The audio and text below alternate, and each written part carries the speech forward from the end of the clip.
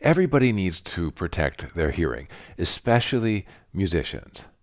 The challenge that professional musicians have is that we're actually exposed to noise and really to sound all the time. Noise is really something that personally I hate. I can't stand it.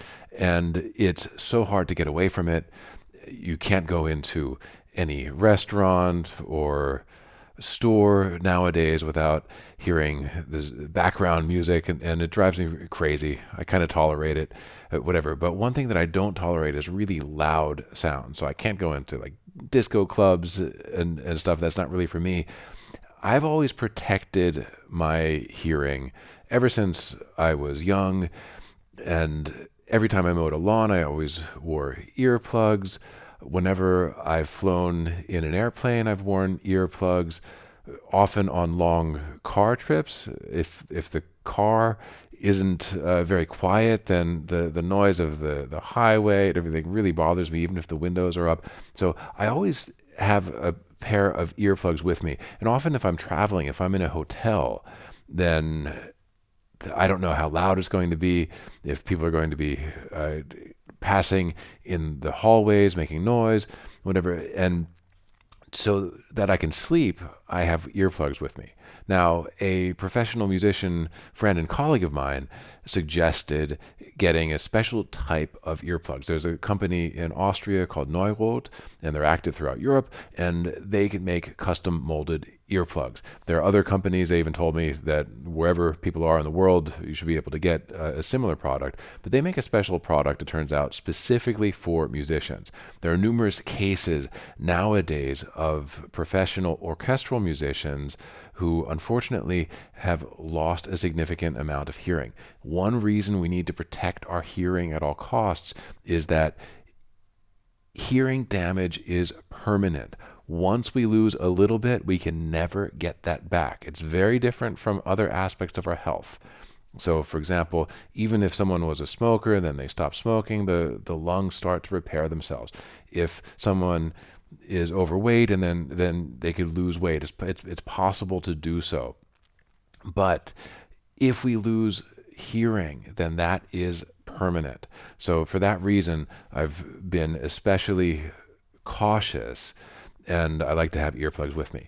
So I went to this company in Vienna and I got custom molds made of my ears, and I got a certain product. And these are it right now. And they will only fit my ears. And they're actually 3D printed, it turns out, interestingly enough. This particular one. They also have one in titanium. They have some other materials, and they have different colors and whatnot. But I just got the clear ones, 3D printed. I thought that was kind of cool. And I put them in, they work. You get different filters for them, so they're interchangeable. So for a much smaller amount of money, then you could just get filters, and some of the filters block out more sound, but the ones that I got are specifically designed for musicians. So they're not like traditional earplugs, like the foam kinds that block a lot of sound, especially the high frequencies. Instead, these basically just turn down the volume a couple notches, and then that's it, and you can still hear pretty evenly. Now, I didn't actually get them for practicing music. If I go to a movie theater, for example, it's almost always just way too loud for me. And then if there are explosions in there, then sometimes I'm blocking my ears. I'm just maybe a little overly sensitive.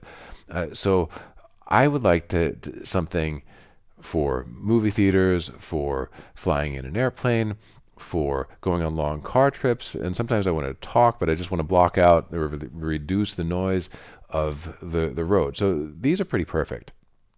So I got them, picked them up the other day, and I had a reality check. When I got them, I was with an acoustician, and she needed to measure my hearing. So I got a hearing test, and she needed to measure my hearing with and without these earplugs so that they could graph exactly what the reduction was. And she had me put on these headphones, and they block out most of the outside noise. And everything is scientifically calibrated so they know exactly how many decibels of sound are going into which ear and which frequency, etc. And she said, okay, take this, press this button as soon as you hear anything. I'm going to play some tones and we're going to test your right ear. Okay. So I did that. I was concentrating. Said, even if it's really, really soft, just whenever you hear a tone, just press this button. And she's looking at her equipment. She presses a button and she's looking at the screen. I see she has some kind of control. I guess it's a volume knob. She's turning it up. I don't hear anything. And okay, I'm sure it must be it's really soft, to be below the threshold of hearing, right? At least my hearing. And she turns it up a little bit more. I'm starting to get nervous. She looks down at the equipment. She looks at the screen. She looks at me. And at this point, I'm starting to sweat.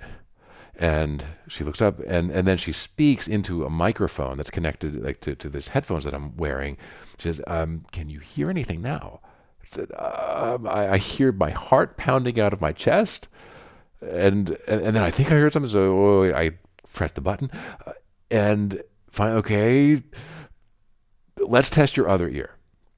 So she gets up and then she says, oh, I'm so sorry. I plugged the headphones into the wrong jack. And I said, that's not funny. She said she apologized profusely. She said, I promise that was not intentional. And it just, I don't administer this test all the time, whatever.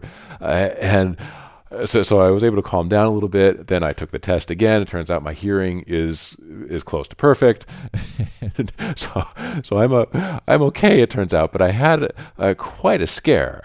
But that taught me a little bit of a lesson. So it pays off then to take care of our hearing. So this is something that I can recommend.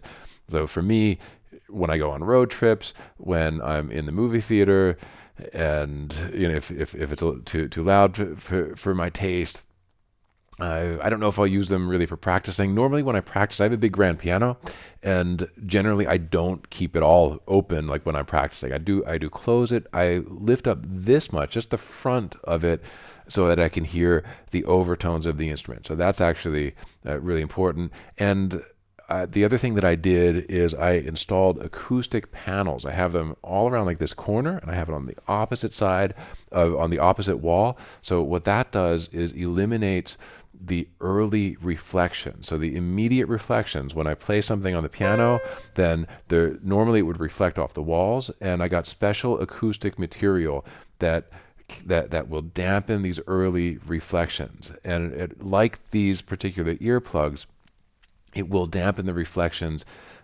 like very evenly across the sound spectrum.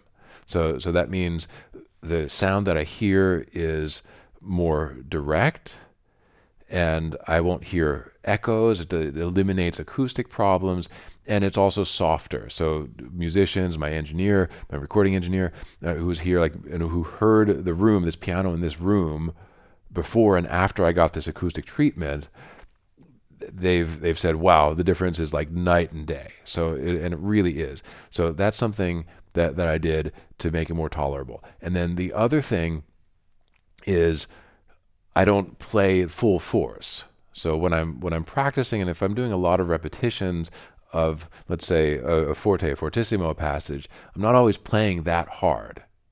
So sometimes, I'll do it as I prepare it for performance, but I'm not playing all out all the time. So that's also another step that can protect your hearing. So I just wanted to give you these tips, and see you in the next blog post.